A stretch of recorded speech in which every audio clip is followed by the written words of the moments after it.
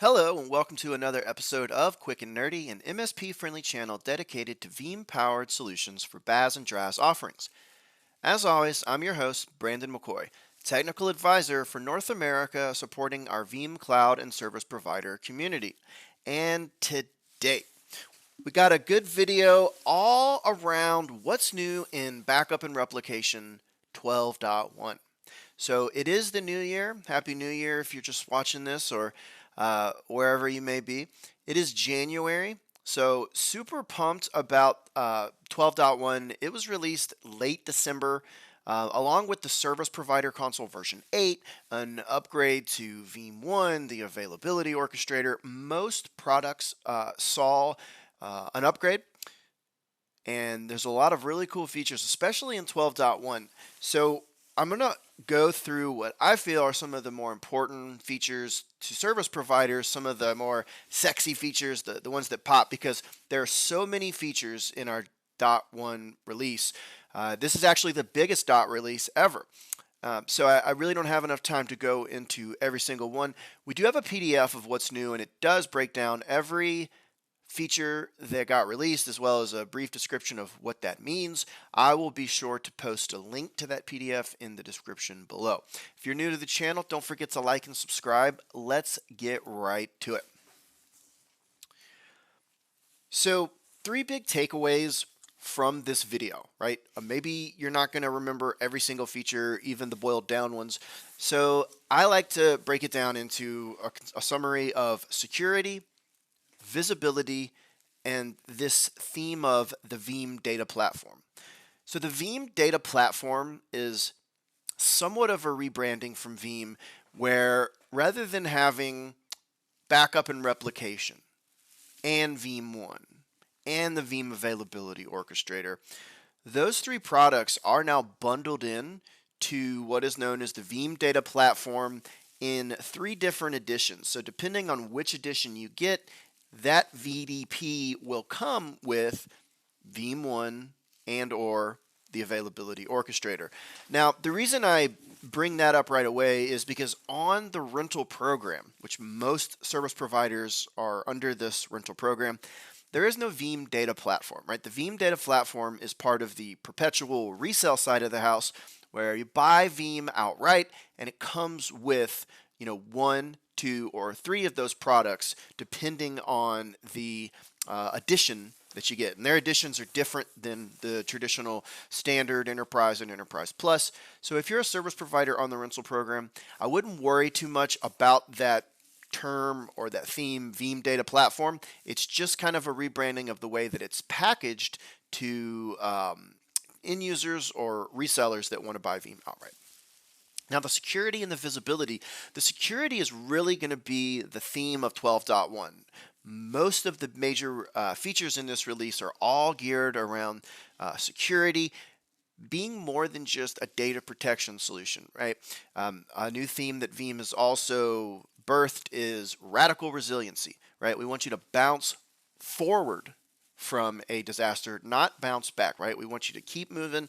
We want to be able to help you with more than just your backups, and we're going to see that in the slides. And then visibility. So a lot of visibility in backup and replication, but also in VMOne, and that's really the big part of the visibility is the monitoring platform VMOne that we have. The VMOne is just an additional 2 points per VM or per workload, and it's a great tool if you're not using it for that more advanced monitoring capability that maybe the service provider console doesn't offer. Okay. All right, so let's get into it. Now we're going to start in Backup and Replication 12.1 with general improvements. So these are just, kind of cool things, ease of use in the UI, overall experience. They're really, really great features nonetheless. Now, the first one is login to license. So I really like this login to license. So, in previous versions of Veeam, when you're going through the installation process, it asks for a key. And you go to veeam.com, you go to your Pro Partner Portal or wherever, and you download that license and install it. If you don't have a license, you can just continue on using the Community Edition until, you actually do put a license on there. Well, now in version 12.1, you can be prompted during the installation to log into your Veeam account and pull the license directly from the portal rather than having to download it. So save you some time. Now this is a super cool feature. So unless you're living under a rock, and no offense if you are, but you're probably familiar with ChatGPT. Well, Veeam had to have a ChatGPT of their own, and so what we did is we built a AI for backup and replication 12.1, and you can ask it questions. In this screenshot here, I don't know if you can read it, but I'm asking about, what's the 3-2-1 rule? Does Veeam protect against ransomware, right? Now, I've really tested this thing out. I mean, you can ask it some very specific questions. I love using this for questions that aren't really in the help center, right? Just some miscellaneous like, hey, what does this button mean when it says, X under the explanation, right? And some of that stuff is like so specific that you can't find it in the help center. A lot of times the AI assistant will be able to pull that up. Now, a couple things on that. We get asked, where does this reside? So we are using Microsoft, some sort of AI model. I'm not very specific with which program, but it is based off of the Chat GPT, and it is an Azure service or server that we connect to. You are able to use a reg key to disable this. I don't have that reg key now, so I'm not going to put it into the description, but you should be able to find that. Just reach out to your Veeam rep. We can get you that reg key edit if you want to disable those services. Also know that the Veeam AI servers are not collecting any user information. It is strictly having a history of the questions that you've asked it to kind of reference and get better. Use this with discretion, right? This isn't a 100% guarantee to be right. The messing around that I did, I found that it was very accurate, but I would still just use this as kind of like a guiding compass to find your information and then maybe trust but verify. Okay. All right. Object storage backup. So this is a new type of workload that we're able to back up. So for quite a while, we've been able to back up to object storage. Now we can back up object storage, right? This can be very helpful for customers who maybe they've got, a bunch of virtual machines in AWS, right? And of course, we can already back that up with multiple products.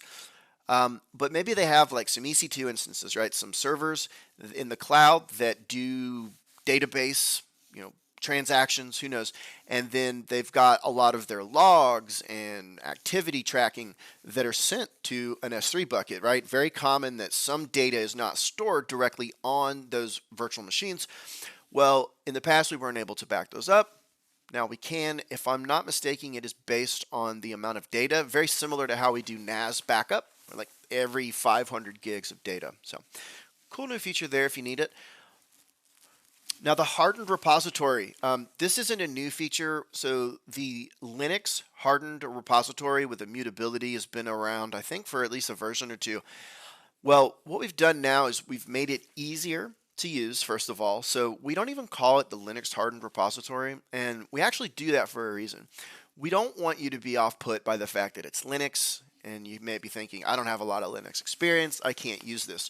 So not only have we changed it to Hardened Repository, now don't be mistaken, it is still using Linux, but we have an ISO image that is ready to go. So you install this ISO on a Linux, on a machine, and it'll have the Linux. I've also, another one of my videos on the Quick and Nerdy series will actually walk you through doing this without the ISO, just from scratch.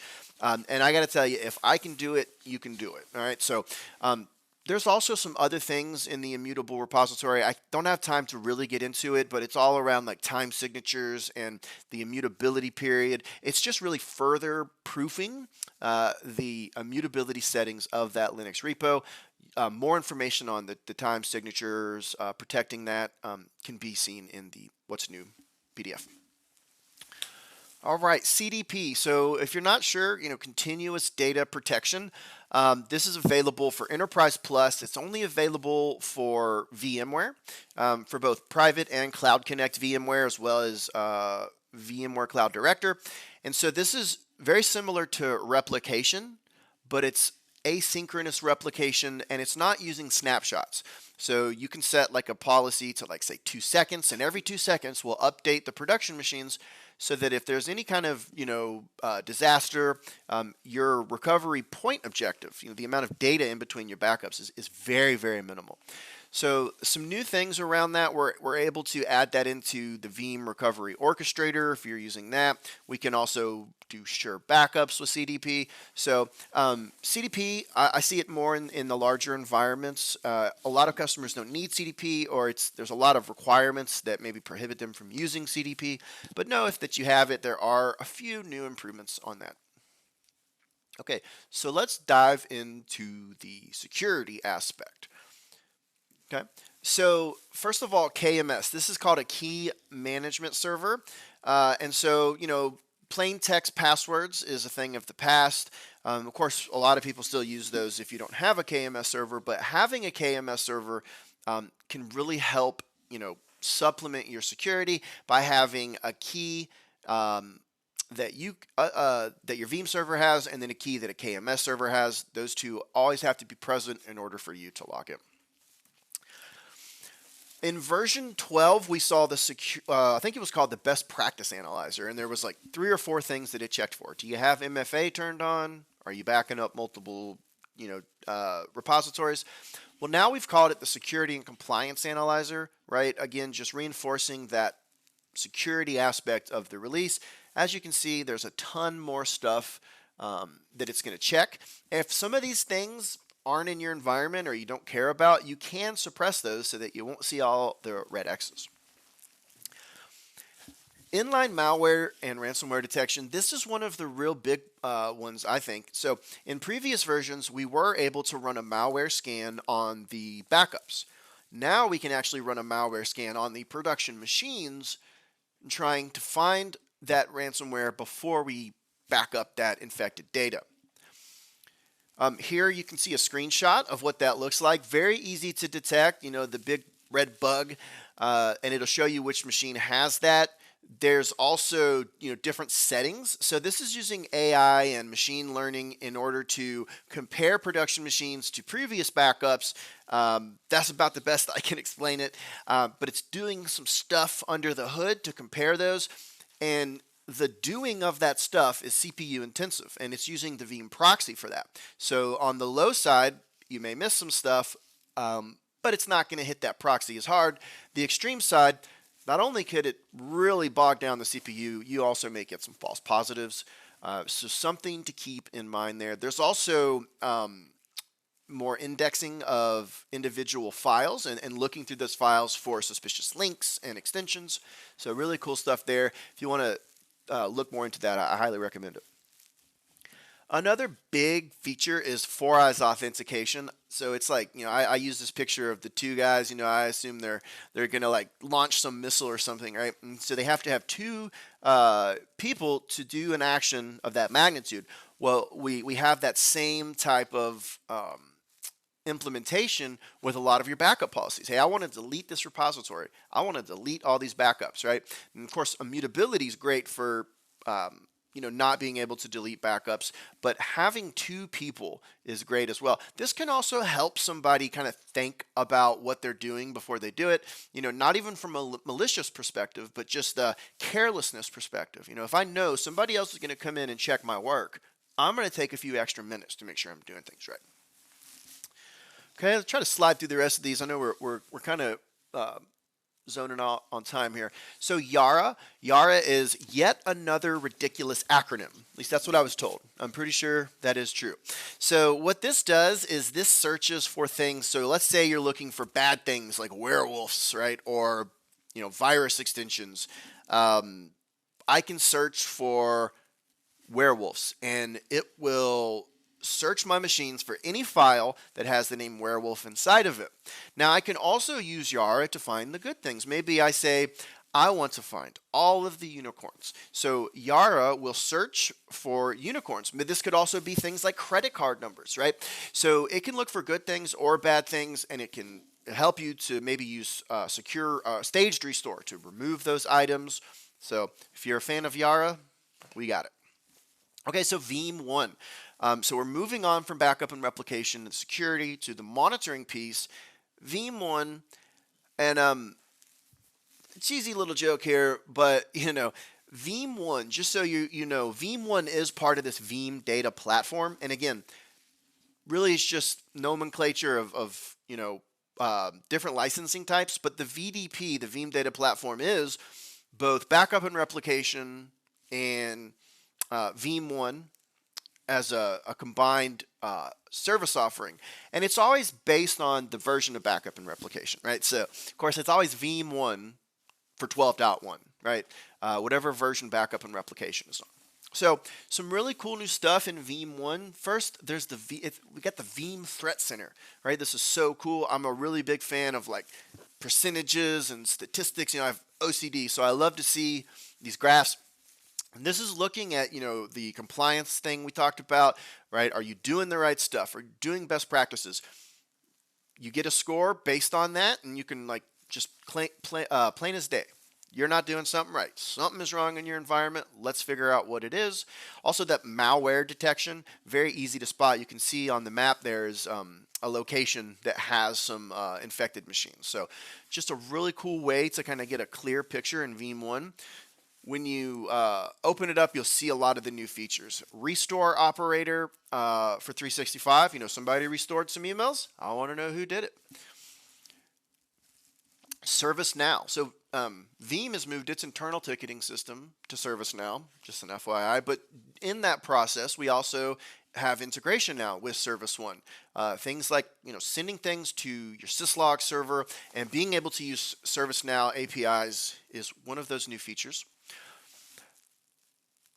Best practices check. So that is combining the power of backup and replication as well as VMOne to make sure that you have a holistic approach to both security and monitoring using multiple products, which we do refer to as the Veeam data platform. But again, for our service providers, nothing has really changed in terms of the products that we offer and how they're consumed. So hopefully that all makes sense. And I hope you guys have enjoyed this video. And until next time, keep on Veeaming in the free world.